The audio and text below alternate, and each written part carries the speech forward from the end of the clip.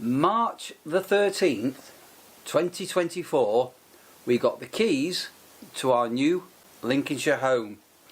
So we're going to go into this vlog a little bit about 1 year of living in Lincolnshire, in our new Lincolnshire home, what the life's been like, but we're going to share with you also a bit of our journey to how we ended up here, and we're going to talk about some other properties that we looked at which we've never discussed before, especially one certain place that was catalytic.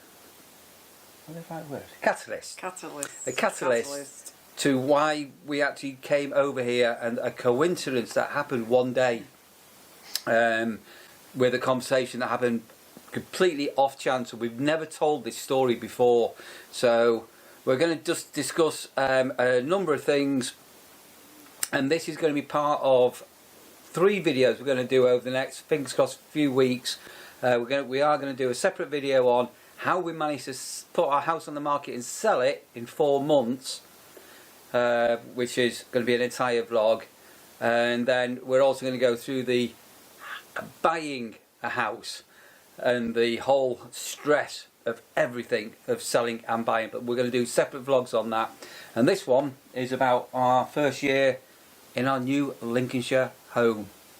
So first of all, if you're new here, my name's Neil and you're... I'm Sandra. Nice to meet you. And for the last 5 years, or previous to what's going on now, but for 5 years I'd been a campsite warden. Prior to that I'd been doing all sorts of other jobs, had a political background, but my main career was photographic, and I used to once upon a time have quite a large photographic business back in the heyday of 35mm film. Your quick background?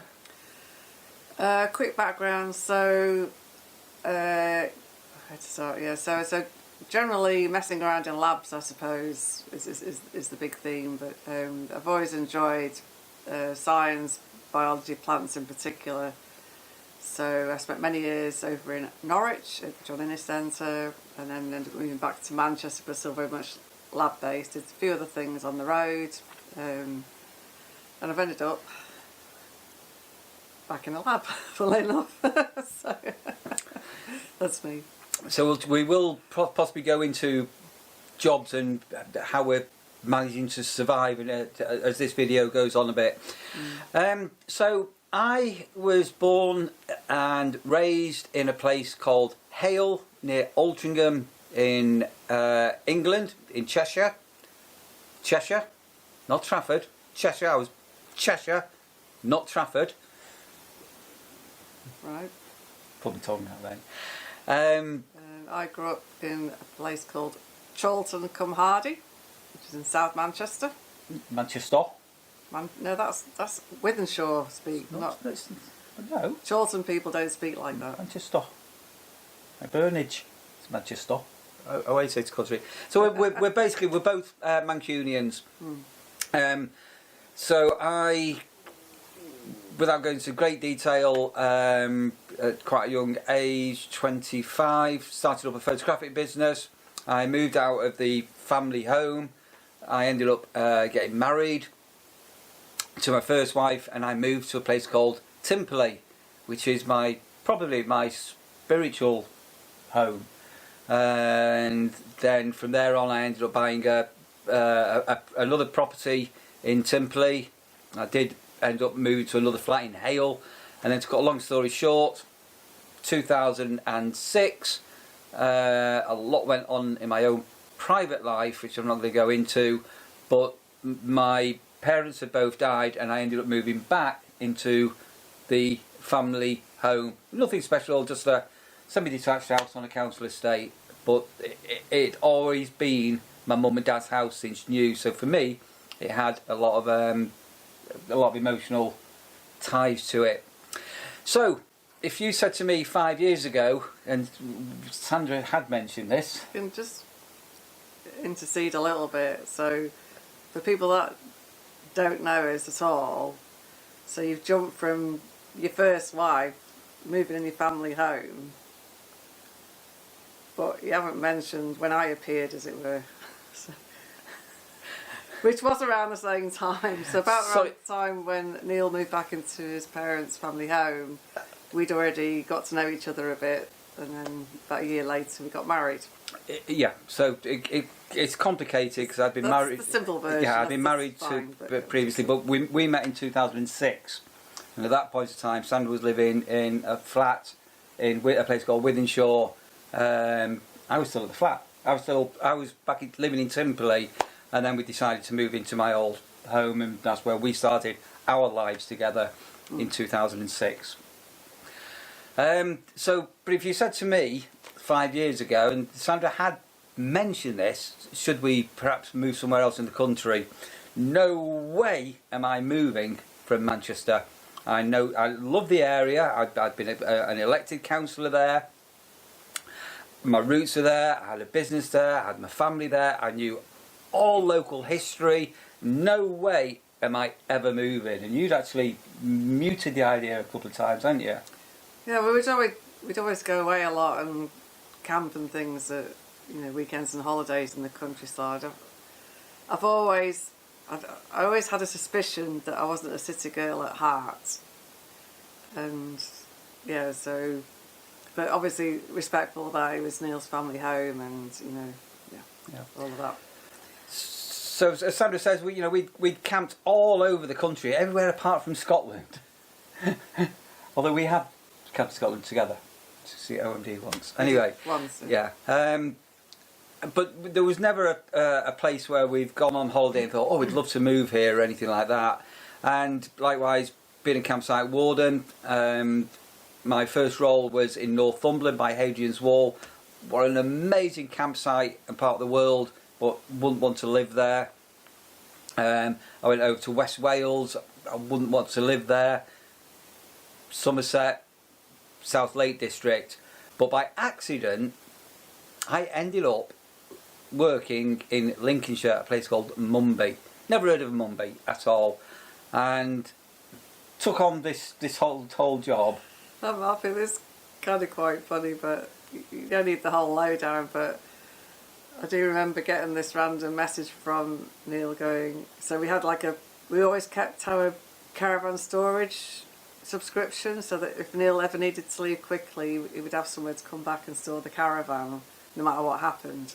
Because things can be a bit unpredictable in the camping world. Anyway, and so I got this message going, can you just nip down and check our spots for you at this caravan store? I was like, oh heck.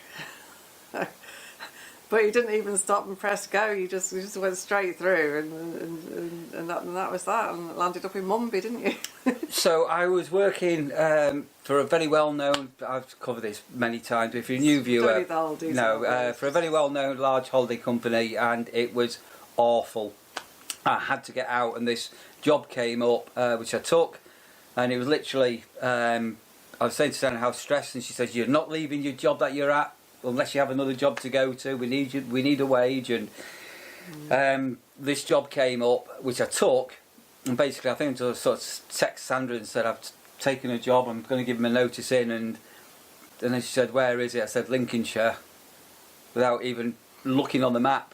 And then anyway, ended up in Mumby, and the summer was, it was actually 2022. I think so. Yeah, 2022. It was amazing. The campsite warden role was baptism of fire. Well, I won't go into that. It's a whole thing. But I ended up, but it was an amazing year. The sun shone that summer. It did not rain. We went into drought, and it was amazing. But it was enjoyable. But I went home for the winter, and I'm not too sure how the conversation sort of started, but we were just sort of talking, I think, about how different life in Lincolnshire is compared to Manchester. So this day, Sandra was working full time. Do you want to explain about your job at the university and the commute and stress and hours? Okay, so at that time, I managed to get a promotion, basically. So it's more like still lab supporting, but more the building management side of things. So I did enjoy the work, but it was very early starts, a lot of hours, and increase, especially once the COVID thing all finished. The commute, I mean, just for context, so even though it's only a short number of miles, my typical commute, unless you left like ridiculously early, like 6 in the morning or something, you could be looking at easily over 10 hours a week, somewhere between 10 and 20 hours a week just getting to work and back. And when I got there, it was hard work and not many breaks, and you're just exhausted. I used to come back, I was already looking out for my mum Barbara as well on top as everything else, and you were away a lot. And it just got to the point it wasn't really sustainable, and then I chucked in a Sandra exit moment. Neil knows what I mean, but anyway, I had one of my moments and chucked in this application for a health and safety job, and blow me, I actually got the job. So about your second year at Mumby, ended up taking this new role again. As much as I enjoyed it, the commute only got worse, and I was heading for burnout basically. And then we were chatting, and then you said, well, what do you think about moving? So I was like, yeah, so yeah. So prior to Sandra getting this promotion, when she first started in Manchester, we tried to do the right thing.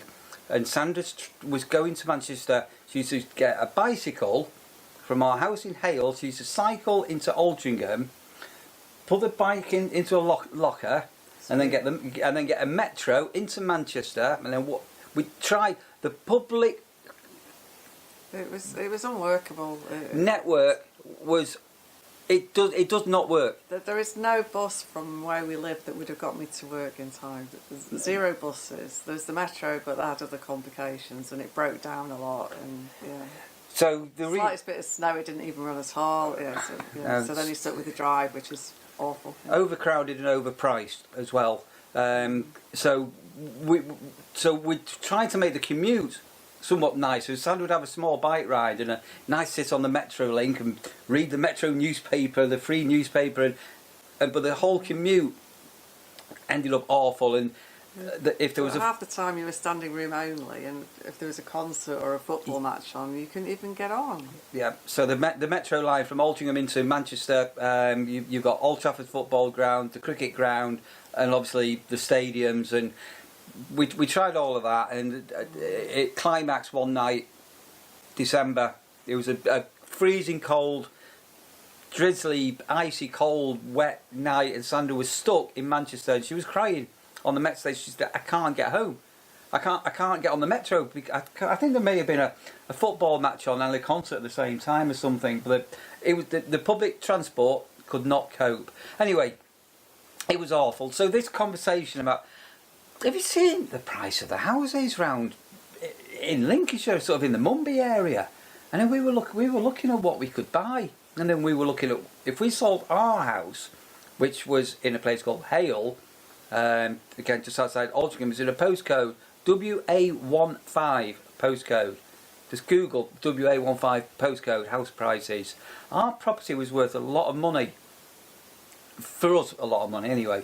And then we looked at what we could buy, and then we were like, to be clear, for the area, we're not talking millionaire country. No. We're not, but which is just up the road, but still, a good price. Yeah, it was stupid money. Absolutely, it's stupid money. But the family house that we lived in was my mum and dad's house, and I was torn that I couldn't sell my mum and dad's house. But then we were looking, and like, if my mum and dad were alive, this is so weird. Even though they're no longer with us, you're thinking, what would they be happy for you to do? Bear in mind, we've both got children and family in Manchester, and obviously we got Barbara, the mother-in-law. So we were communicating on WhatsApp, weren't we? We were sending houses to each other on WhatsApp. We'd go, look at that house, and look at that, and it was a bit of a pipe dream, wasn't it? But then, one afternoon, in the cafe at the nursery's camping site where I was working, a couple came in, and they wanted to put up a flyer, and they were from the village in Mumby, And I got chatting to them and asked them their story. They said, oh, we moved over here like 10 years ago, and it was very similar to me and Sandra.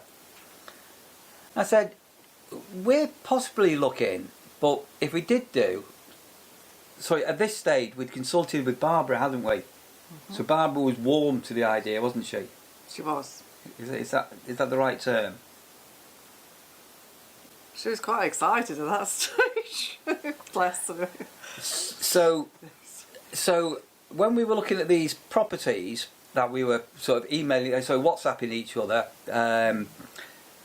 Barbara was very much in this equation that it had to be no stairs, or if there was stairs, there had to be a downstairs bathroom and toilet. There had to be like a walk-in shower, and it had to be Barbara friendly. Barbara is now 92. There was quite a list that would need to be met for it to be suitable for my mum as well. Yeah. But she has or had cousins who lived and farmed in the Lincolnshire area as well, so she was a bit familiar with the area. She had always liked it over here, so she was initially quite excited about the prospects. Yeah. So as I say, time was going on, and then we were just talking about how life in Lincolnshire is so different to Manchester. Manchester, the urban sprawl, the inner city, Manchester city centre, it's going out and out and out and out and out. And where we were living, the green belt, it's going to be decimated.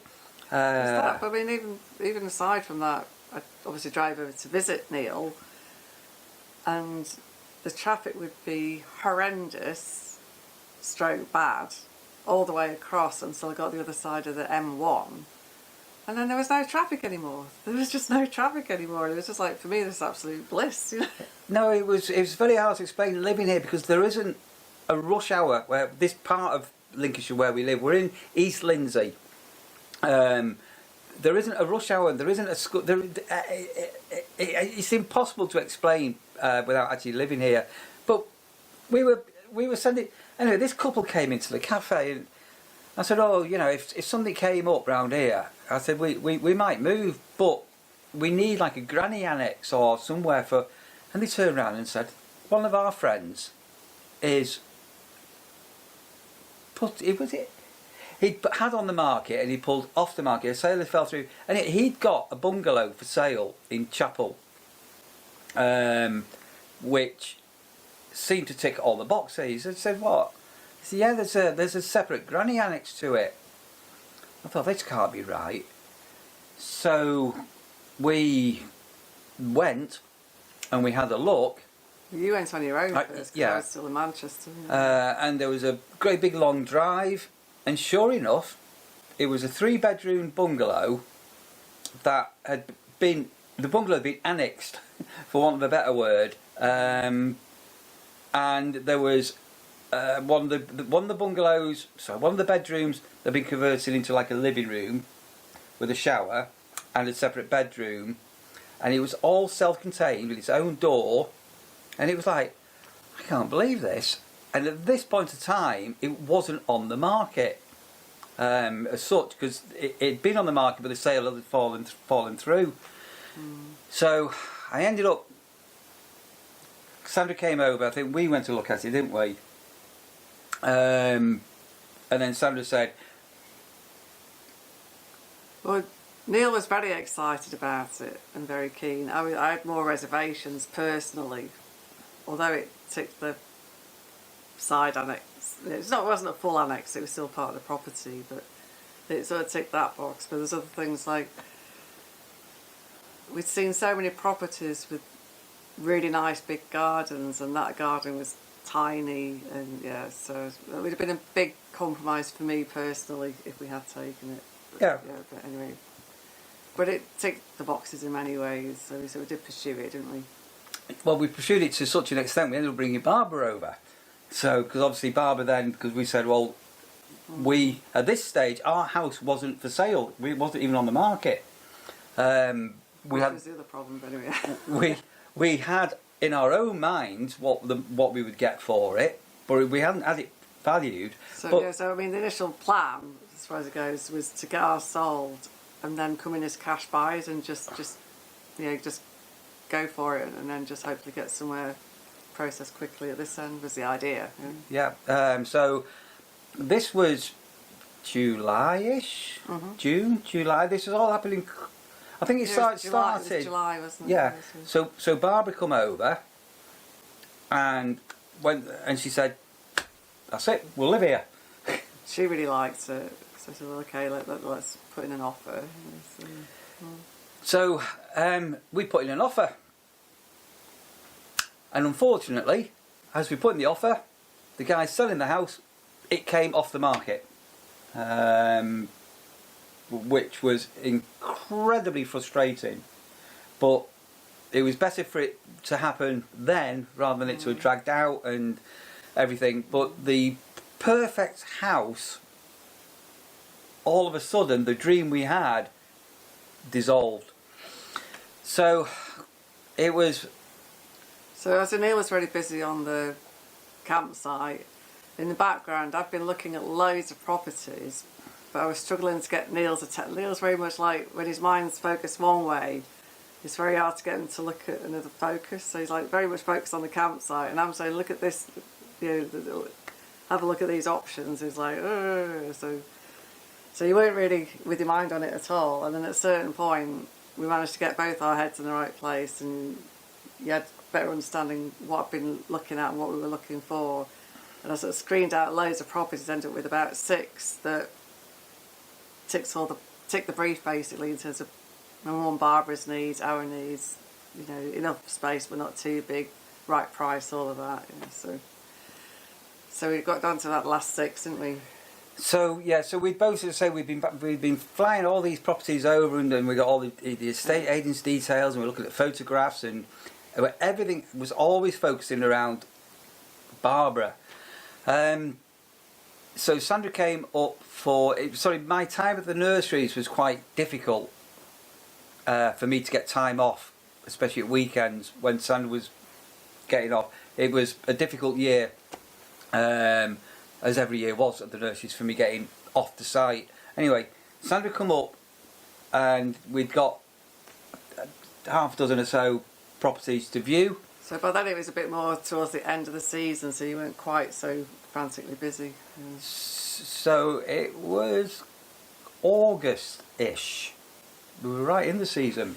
It was getting towards the end of the really. So, but now we'd made our minds up that we'd seen this house in Chapel and what we could afford. We now need to get our house in Manchester on the market. So we are going to do a vlog about selling it. So it was about August.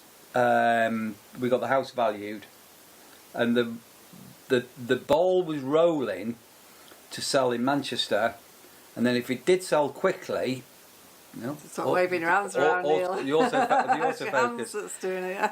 If it did sell quickly, we were going to put all our belongings in storage, and Sandra would have to couch surf. I would live in my caravan at the nurseries until we found somewhere. I was going to have to do that anyway, because my job was then a very high profile job, so I was required to give 3 months notice, which I wasn't going to do until we definitely sold the house. Right, I'm going to continue because I need to put a different battery into this camera. Back in a moment.